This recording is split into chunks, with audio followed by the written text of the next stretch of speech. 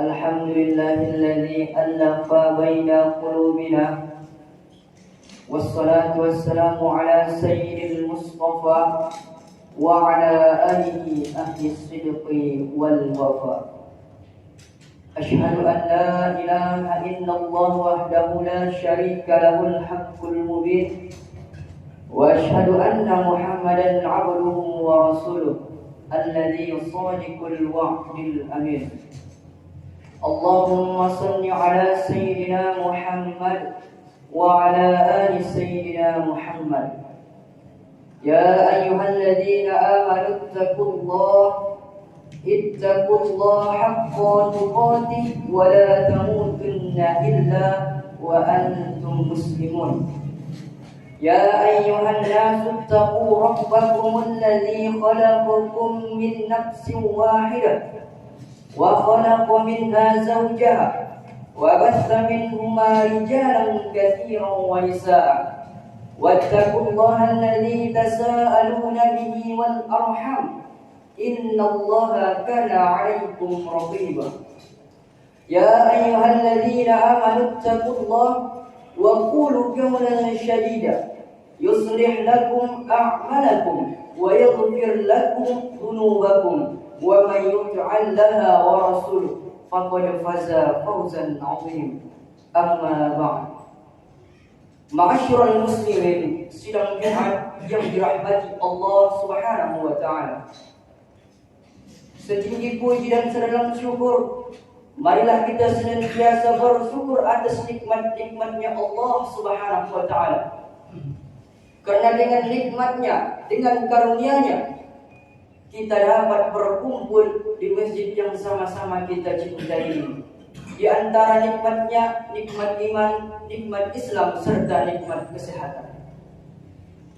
Kemudian salawat dan salam marilah kita sanjung tinggikan kepada Nabi Muhammad sallallahu alaihi wasallam, yang mana dengan memperbanyak salawat kepada beliau, Allahumma salli ala sayyidina Muhammad wa ala ali sayyidina Muhammad. Semoga tergolonglah kita umat-umatnya beliau yang insya Allah mendapatkan syafaatnya di akhir kelak nanti. Amin amin ya rabbal alamin. Seperti biasanya, seorang khatib berwasiat kepada para jamaah sekalian bahwasanya marilah kita senantiasa meningkatkan kualitas keimanan dan ketakwaan kita kepada Allah Subhanahu wa taala. Yang mana dengan berbekal takwa insya Allah kehidupan kita akan lancar. Yang dengan sebaik-baik takwa ialah dengan memperbanyak takwa kita kepada Allah Subhanahu wa taala. Yang mana takwa dalam arti yang sebenar-benarnya ialah menjalankan segala perintah Allah dan menjauhi segala apa yang telah dilarang oleh Allah Subhanahu wa taala. Bahkan Allah Subhanahu wa taala pun berpesan, janganlah engkau mati sebelum dalam keadaan bertakwa.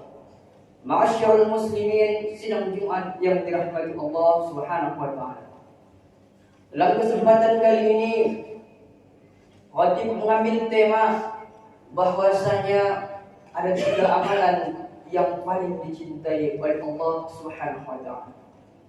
Rasulullah sallallahu alaihi wasallam bersabda dalam sebuah hadisnya yang diriwayatkan oleh Imam Bukhari dan Muslim dari Abdullah bin Mas'ud bahwasanya Rasulullah sallallahu alaihi wasallam bersabda, An Abdullah Mas'ud radhiyallahu anhu anna sa'ala Rasulullah sallallahu alaihi wasallam ayyu amalin ahabbu ila Allah qala as-salatu 'ala waqtiha thumma qultu ayyu qala birrul walidain thumma qultu ayyu qala al-jihad fi sabilillah.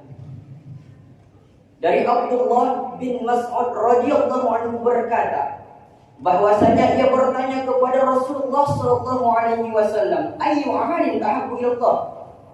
Amalan apakah yang paling dicintai Allah?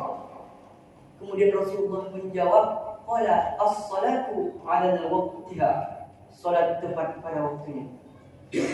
Tsumma qultu ayyu? Kemudian apa lagi ya Rasulullah? Rasulullah menjawab, qala birrul walidain, berbakti kepada kedua orang tua. Tsumma qultu ayyu? Kemudian apa lagi ya Rasulullah? Qala, Rasulullah menjawab, al-jihadu fi sabilillah, berjihad di jalan Allah. Jadi, ma'asyiral muslimin yang dirahmati Allah Subhanahu wa taala. Dari hadis tersebut bahwasanya amalan yang pertama kali yang paling dicintai oleh Allah Subhanahu wa taala ialah as-salatu 'ala waqtiha, salat tepat pada waktunya. Jadi saudara-saudara sekalian, bahkan Allah Subhanahu wa taala pun berfirman, "Wa ma khalaqtul jinna wal insan illa liya'budun." Dan tidaklah aku ciptakan jin dan manusia kecuali hanya untuk mengabdi kepadaku. Jadi salat ini bukan saja salah satu amalan yang paling dicintai oleh Allah Subhanahu wa taala, melainkan salat ini merupakan amalan yang pertama kali yang akan dihisab oleh Allah Subhanahu wa taala. Awwalu ma yuhasabu bihi 'abduhu yawmal qiyamah, fa in salahat salaha lahu sa'iru 'amalihi wa in fasadat fasada lahu sa'iru 'amalihi. Amalan yang pertama kali yang akan dihisab Allah Subhanahu wa taala yaumil akhir kelak nanti ialah salat kita. Jadi barang siapa salatnya bagus, maka seluruh amal ibadahnya akan tercatat bagus. Dan barang siapa salatnya rusak, buruk, maka seluruh amal ibadahnya akan tercatat rusak dan buruk juga. Jadi saudara-saudara sekalian, bahwasanya salat ini sangat penting dalam kehidupan kita. Jadi ketika azan berkumandang Allahu Akbar, Allahu Akbar, jadi hendaklah segala apa-apa yang kita lakukan, segala kegiatan-kegiatan yang kita lakukan, pekerjaan-pekerjaan yang kita lakukan, hendaklah semua itu kita tinggalkan. Dan segeralah kita mengambil air wudhu untuk melaksanakan sholat. Karena sholat ini merupakan amalan yang pertama kali yang dicintai oleh Allah Subhanahu wa ta'ala. Jadi kalau sudah kita lakukan amalan yang dicintai oleh Allah Subhanahu wa ta'ala, kemudian Allah cinta kepada kita, insya Allah kita akan mendapatkan surganya Allah Subhanahu wa ta'ala. Jadi saudara-saudara sekalian, bahkan sholat ini tidak boleh kita anggap sepele. Bahkan Rasulullah SAW menyatakan, "Man tarakas sholat muta'ammidan." Barang siapa yang sengaja meninggalkan sholat, faqad kafara jihar, kafirlah dia secara nyata. Ini kata Rasulullah SAW. Jadi kalau sehat-sehat kita, tidak ada masalah kita, tidak sakit, tidak ada segala sesuatu yang menghambat kita untuk sholat, tetapi alasan kita tidak sholat karena kita malas, maka kita sudah tercantum orang yang kafir. Kalau sudah kafir, tempat kita di nerakanya Allah Subhanahu wa ta'ala. Jadi ma'asyiral muslimin yang dirahmati Allah Subhanahu wa ta'ala. Kemudian amalan yang kedua yang paling dicintai oleh Allah Subhanahu wa ta'ala ialah birrul walidain, berbakti kepada kedua orang tua. Agama Islam adalah sebuah agama yang mengajarkan kepada penduduknya untuk senantiasa berbuat baik kepada kedua orang tua kita. Baik kedua orang tua kita yang berpangkat sekalipun, baik kedua orang tua kita petani maupun yang lain-lain, bahkan baik kedua orang tua kita yang masih hidup maupun yang sudah meninggal dunia. Kita sebagai seorang anak diwajibkan untuk berbuat baik kepada kedua orang tua kita. Bahkan Allah Subhanahu wa ta'ala berfirman di dalam Quran surah An-Nisa ayat ke-36, "A'udzu billahi minasyaitonir rajim. Wa'budullaha wa la tusyriku bihi syai'an wa bil walidaini ihsan." Sembahlah Allah dan janganlah engkau mempersekutukannya dengan sesuatu apapun, dan berbuat baiklah kepada kedua orang tua. Quran surah An-Nisa ayat ke-36. Jadi yang pertama kali disuruh Allah kita berbakti kepada, yang pertama kali disuruh Allah kepada kita ialah mengabdi kepadanya. Setelah kita mengabdi kepadanya, kita diperintahkan untuk senantiasa berbuat baik kepada kedua orang tua kita. Bahkan dengan berbuat baik kepada kedua orang tua kita, kehidupan kita akan berkah. Terkadang dalam kehidupan kita adanya orang yang bisa dikatakan ekonominya bagus, Kalau dikatakan ekonominya berlebih-lebihan, tetapi ia tidak mendapatkan keriduan dalam hidupnya, itu disebabkan apa? Salah satunya tidak ridhonya kedua orang tuanya kepada dia, disebabkan melawannya kedua orang tuanya pada dia. Tetapi adanya orang yang biasa-biasa saja, yang kalau dikatakan ekonominya pas-pasan, tetapi dalam kehidupannya ia tidak pernah merasakan kesusahan. Dalam kehidupannya ia selalu berpikir dengan tenang. Itu salah satu yang mendapatkan ridhonya kedua orang tua. Ridho Allah birrul walidain. Ridhonya Allah tergantung kepada ridhonya kedua orang tua. Wa suhtillah fi suhtil walidain. Dan murkanya Allah juga tergantung kepada murkanya kedua orang tua kita. Jadi saudara-saudara yang dirahmati Allah Subhanahu wa taala. Jadi kalaulah kedua orang tua kita telah mendahului kita, maka setidaknya marilah kita untuk senantiasa bersedekah dengan mengatasnamakan kedua orang tua kita, dengan perwiritan misalnya. Karena setiap apa yang kita lakukan, insya Allah akan mengalir kepada kedua orang tua kita. Kalau berbuat jahat kita, kedua orang tua kita pun akan terkenai. Dan berbuat baik pun kita, kedua orang tua kita pun akan mendapatkan kebaikan tersebut. In ahsantum ahsantum li anfusikum wa in asa'tum fala. Jika kamu berbuat baik, maka kebaikan tersebut untuk dirimu sendiri. Dan apabila kamu berbuat buruk, maka keburukan tersebut untuk dirimu sendiri. Jadi saudara-saudara yang dirahmati Allah Subhanahu wa taala. Jadi salah satu mendapatkan ridhonya Allah ialah dengan berbakti kepada kedua orang tua kita. Ma'asyiral muslimin yang dirahmati Allah Subhanahu wa taala. Kemudian amalan yang terakhir, yang ketiga yang paling dicintai oleh Allah Subhanahu wa taala ialah al-jihad fi sabilillah. Berjihad di jalan Allah Subhanahu wa taala. Berjihad di zaman Rasulullah dengan mengangkat pedang.